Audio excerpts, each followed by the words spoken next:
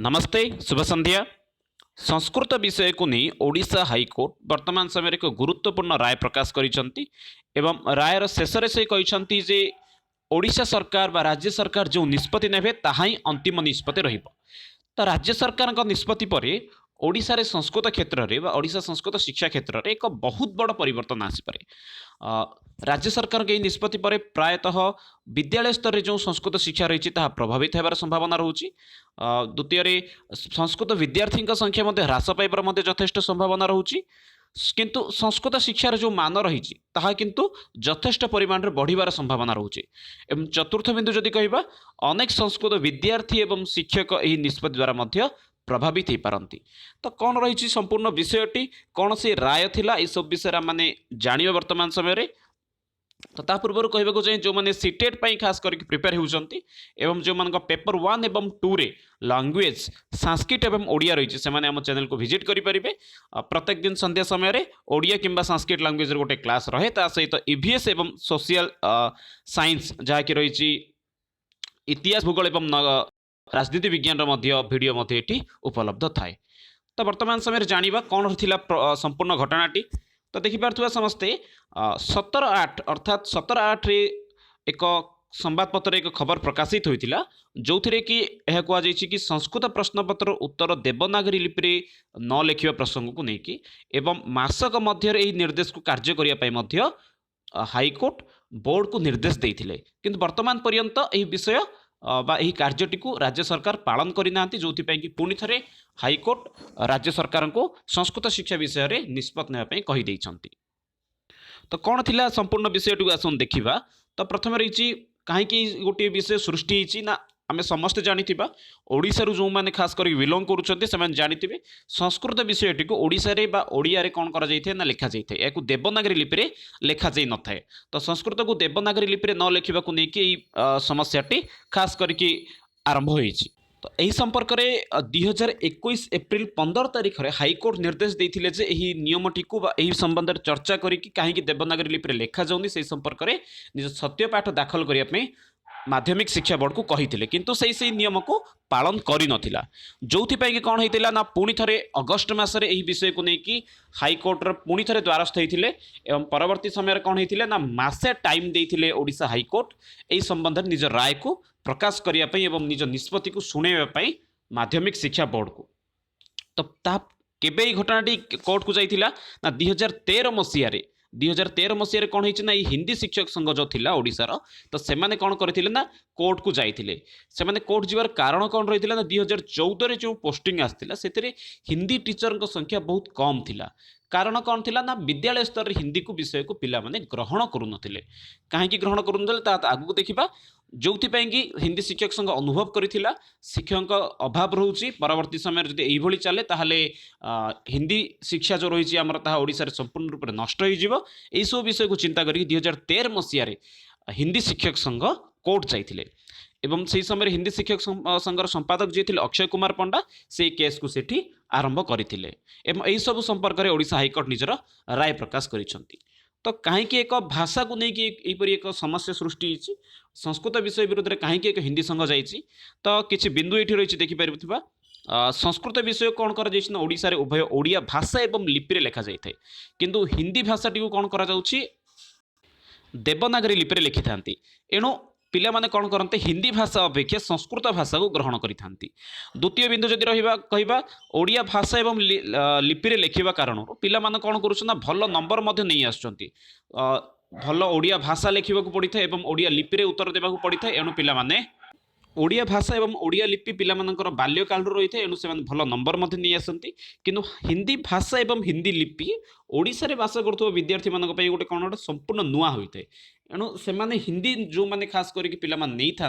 तो से यथेष्ट नंबर कमिबार संभावना था एणु पिला माने हिंदी स्थान में ओडिया विषय बा संस्कृत विषयटी को नहीं जाइथांती तृतीय भाषा रूप में ग्रहण कर नहीं था। तो सठिक मूल्यांकन मध्य होईपारुनी सेमानक कहबार आउ गोटे पॉइंट मध्य थिला जेहेतु पिला माने जो लो स्टैंडर्ड पिला माने थांती सेमाने हिंदी स्थान ओडिया विषयटी को नहीं जाती जहाँ द्वारा कि सेमानकर सठिक रूप से मूल्यांकन मध्य होईपारुनी सेमाने सही संस्कृत विषय में भल नंबर आनी भल रिजल्ट मध्य कर देई थांती किंतु हिंदी विषय रे गोटे भल पिला कम नंबर आणुची एवं जहाँ द्वारा कि से परवर्ती समय बहुत समस्यार सम्मुखीन मध्य होउची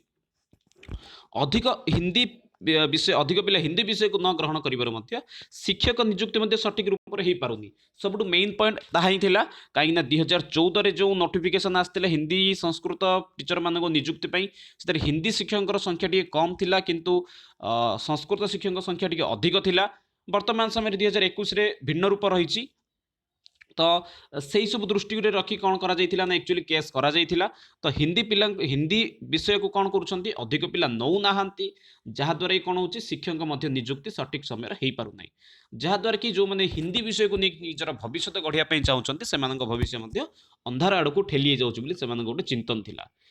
ओडिशा रे हिंदी भाषार महत्व कमिबार लगी जेहेतु गोटे भाषा पिला अभाव रही शिक्षक नियुक्ति होना एणु हिंदी भाषार ओडिशा महत्व कमिबार लगी कहवा कथा संस्कृत विषय को देवनागरी लिपि न लिखा द्वारा भाषार सम्मान नष्ट नष्ट को न ये तो नष्ट हो पिला प्रकृत ज्ञान आहरण कर ये एक जुक्तियुक्त पॉइंट थिला कि जेहेतु पिला माने संस्कृत विषय को देवनागरी लिपि लिखुना से एम कौन हो देवनागरी लिपि सम्मान नष्ट होगा सहित पिला माने प्रकृत ज्ञान को आहरण कर तो वर्तमान समय जो देखा विद्यालय स्तर संस्कृतर कौन स्थिति रही ना सरकारी विद्यालय जदि कथा चिंता करिबा ताले षष्ठ एवं सप्तम श्रेणी रे संस्कृत को गोटे बाध्यतामूलक विषय रूप रखा जाइछि किंतु सेठी शिक्षकों को नियुक्ति वर्तमान सुधा दिया जाई नाही वर्तमान समय मध्ये सेठी ओडिया किंबा हिंदी शिक्षक ही सेठारे संस्कृत विषय को पढ़ाउछन्ति बहुत स्थान रे मध्ये संस्कृत विषय को पढ़ा जाउ मध्ये नाही अष्टम नवम दशम सेटे तृतीय भाषा रूप से रखा जाइए कि वैकल्पिक विषय रूप में रखी दि जाइए विकल्प रूप रही आपने हिंदी नहीं पारे कि संस्कृत नहीं पारे वर्तमान समय टेक्नोलोजी विषय को आन दि जाइए आईटी विषय को तो यहपरी भाव में अष्टम नवम दशम सेटे तृतीय भाषा रूप रही कि वैकल्पिक विषय रूप से रही प्लस टू रे रही वैकल्पिक विषय रूप से सी आर्ट्स हो कि साइंस हो कि कमर्स हो से वैकल्पिक रूप से अर्थात लैंग्वेज रूप से नहीं पारे फास्ट लैंग्वेज कि सेकेंड लैंग्वेज संस्कृत विषय को ताहा मध्य सेठारे जो महाविद्यालय बा कॉलेज रे संस्कृत विषय रही सबु स्थान नहीं पारे नहीं जदि गोटे स्थान रे जदि संस्कृत विषय नाही ताले सेठारे से माने संस्कृत विषय को नहीं पारे नाही स्नातकोत्तर में समान स्थिति रही केवल आर्ट्स स्तर में ही संस्कृत रही अन्य कौन स्तर में संस्कृत नाही परवर्ती विषय जो देखा पारंपरिक धारा कौन रही ना पारंपरिक धारा विषय जब कहवा ताले दशम श्रेणी पर्यंत कौन रही संस्कृत को गोटे बाध्यतामूलक विषय रूप रखी दि जाइए प्लस टू स्तर में मातृभाषा इंग्राजी आधुनिक विषय व्यतीत संस्कृत को बाध्यतामूलक रूप से रखा जाइए प्लस थ्री में समान स्थिति रही पारंपरिक अर्थात जो मैंने प्रथमा मध्यमा बोली कही था से गुड़ी को पारंपरिक धारा बोली आम कही था तो पारंपरिक धारा दशम श्रेणी पर्यंत संस्कृत विषय को कंपलसरी रूप रखी दि जाइए परवर्ती विषय देखा ओडिशा रे जो किसी प्रोजेक्ट विद्यालय अर्थात ओएवी विद्यालय तैयारी करा जायथिला एवं केंद्रीय विद्यालय रे कौन संस्कृत स्थिति रही तो केंद्रीय विद्यालय ढांचा को संपूर्ण रूप से ओडिशा सरकार अपनाउछंती जोथिपाई कि ओएवी एवं केंद्रीय विद्यालय रे त्रिभाषा सूत्र को से पालन करुछंती जोथिपाई कि षष्ठ सप्तम अष्टम श्रेणी रे बाध्यतामूलक रूप से संस्कृत विषय को रखि दिया जाइछि एणु सेठारे पिला माने संस्कृत को पढ़ुछंती शिक्षक नियुक्ति प्रथम प्रथम देखा देइथिला अधिक रूप से होउथिले किंतु वर्तमान समय टिके मंथर गति चली किंतु नवम एवं दशम श्रेणी रे ऐच्छिक विषय रूप से संस्कृत को रखी दि जाइछि एवं एकादश द्वादश अर्थात 11th 12th रे प्लस टू रे समान स्थिति रही तो ये सब कारण कौन ना सप्तम अष्टम श्रेणी जन पिला पढ़िया पर दुई भाषा सूत्र को आन दि जाऊँगी अर्थात से पिलाटी तो एक संस्कृत नहीं पार अन्यथा हिंदी नहीं पार अन्यथा इंग्लीश नहीं पार ओडिया नहीं पार चारोटी लैंग्वेज भितर से दुईटी लैंग्वेज को चूज करने को पड़ी था एणु पिला साधारणतः कौन करती समस्त विषय इंग्राजी रे थाए एणु इंग्लीश लैंग्वेज को चूज करती एवं ता सहित द्वितीय मदर टंग अर्थात मातृभाषा ओडिया को चूज करी एणु नवम दशम एवं प्लस टू रे पिला संस्कृत विषय को नहीं न एणु जदि कहवा ओएवी एवं आदर्श विद्यालय केवल षष्ठ सप्तम अष्टम श्रेणी पिला निमंते संस्कृत बाध्यतामूलक विषय रही तो संस्कृतर प्रश्नपत्र किपरि थाए ना खास करी जदि आम देखा 80 रु 70 मार्क पाखापाखि कौन थाए ना संक्षिप्त उत्तर थाए जहाँ को आम गोटे शब्द हो कि गोटे वाक्य लिखापी कही था तो ताहा पुणी थे पिला किपरि लिखि था ना ओडिया लिखि था प्रश्न आसते देवनागरी लिपि किंतु सेठरे पिला माने ई जो 70 रु 80 मार्क उत्तर से पाखापाखि ओडिया लिपि रे ही लिखि था भाषा सेठी संस्कृत थाए किंतु ओडिया लिपि रे लिखि था जहाँकि हिंदी भाषाभाषी हिंदी पिलांक निमंते बहुत कष्टसाध्य हो जाଉଛି ସେମାନେ ଦେବନାଗରୀ ଲିପିରେ ଲେଖନ୍ତି ସେଇ ଭାଷାକୁ କିନ୍ତୁ ଏମାନେ ସେଇ 70 80 ମାର୍କକୁ ଓଡ଼ିଆ ଲିପିରେ ଲେଖନ୍ତି ଯୋଉଥିପାଇଁ କି ସେମାନଙ୍କୁ ଗୋଟେ ସ୍ୱତନ୍ତ୍ର ଭାଷା ଶିକ୍ଷା ପାଇଁ କିଛି ସ୍ୱତନ୍ତ୍ର କୌଶଳର ଆବଶ୍ୟକ ପଡୁନି ବା ସ୍ୱତନ୍ତ୍ର କଷ୍ଟ କରିବାକୁ ପଡୁନି କିନ୍ତୁ ଯେଉଁ 20 ରୁ 30 ମାର୍କ ପ୍ରଶ୍ନ ରହିଲା ସେଇ ପ୍ରଶ୍ନକୁ ମଧ୍ୟ ସେମାନେ କ'ଣ କରନ୍ତି ଓଡ଼ିଆ ଭାଷା ସହିତ ଓଡ଼ିଆ ଲିପିରେ ଲେଖନ୍ତି ତ ଯାହା ଏକ ସବୁଠାରୁ ମୁଖ୍ୟ ସମସ୍ୟା ଏହି କ୍ଷେତ୍ରରେ କ'ଣ ହେଇଥାଏ ନା 20 ରୁ 30 ମାର୍କ ଓଡ଼ିଆ ଭାଷା ଓଡ଼ିଆ ଲିପି ରହେ ଏଣୁ ପିଲାମାନଙ୍କୁ ଡାଇରେକ୍ଟଲି ଏଠି ପ୍ରଫିଟ୍ ରହିଥାଏ व्याकरण विषय संपर्क जब चिंता करिबा ताले 50 मार्क व्याकरण संपर्क रही है और साहित्य विषय 50 मार्क प्रश्न साधारणतः रही है तो 20 मार्क तो यही सब क्षेत्र में सरकार वर्तमान समय कौन चिंता करें सरकार का निष्पत्ति कौन रही पारे ना जेहेतु एक 20 मार्क संपर्क रोचे अर्थात भाषा एवं लिपि उभय ओडिया रोचे 20 मार्क तो यह सरकार सकारात्मक दृष्टि चिंता करपारती एवं यह कहीपारती 20 मार्क जेहेतु विषय रोचे एणु यह पिला सुजोग दि जाऊ ये विषयटी को ओडिया ओडिया भाषा लिपि लिखापी कि यहीपरी कि देवनागरी लिपि लिखापी कहीपारती नहीं से 20 ରୁ 30 मार्क मध्य पिलांक पई बहुत इंपोर्टेंट रोची एणु 20 30 मार्क मध्य गोटे रिजल्ट रे मध्य भिन्न नियम नहीं आसुची एणु देवनागरी लिपि रे पिला मान लेखंतु बोली कि तो ताहा मध्य एक विषय रही पारे जहाँकि संस्कृत शिक्षा क्षेत्र में बहुत एक परिवर्तन मध्य नहीं आसी पारे बहुत पिला देवनागरी लिपि रे लेखिबा संस्कृत भाषा लेखिया पई संस्कृत विषय को छाड़ी दे पारंती किंबा सीबीएसई ढांचा को मध्य आपणै पारे सीबीएसई ढांचा कोन रही ना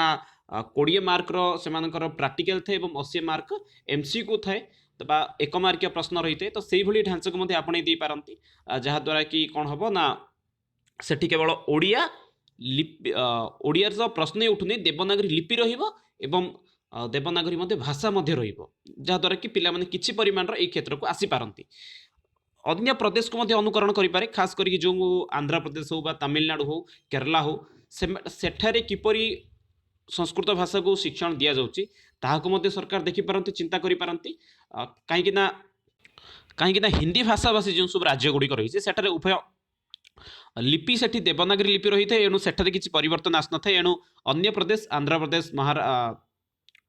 तमिलनाडु हो पारू केरला हो पारू यही सब राज्य को सरकार अनुकरण करें किंबा यहीपरी पारे कि शिक्षक मान प्रशिक्षण आरंभ करें प्राथमिक स्तर संस्कृत शिक्षक को संस्कृत विषय को पढ़ाई योजना आरंभ करें जहाँकि षष्ठ सप्तम श्रेणी में संस्कृत रही से संस्कृत शिक्षक मान निजुक्ति दे पारती एवं माध्यमिक स्तर में शिक्षक मान निजुक्ति देवार प्रक्रिया को आरंभ करें तो ये सब थिला आज किसी टॉपिक थिला सरकार कौन करें कौन हो सब विषय को लेकिन तो आशा करुँच आज भिडियोटी आप समस्त भल लगी जब भल लगी अन्य सहित सेयार करें तो वर्तमान समय तो 1304 जन संस्कृत शिक्षकों को सरकार निजुक्ति देवाई जाऊ तो देखा जो कौन हो वर्तमान समय रोची पुणी थे मिसिबा आउ एक भिडियो रे धन्यवाद।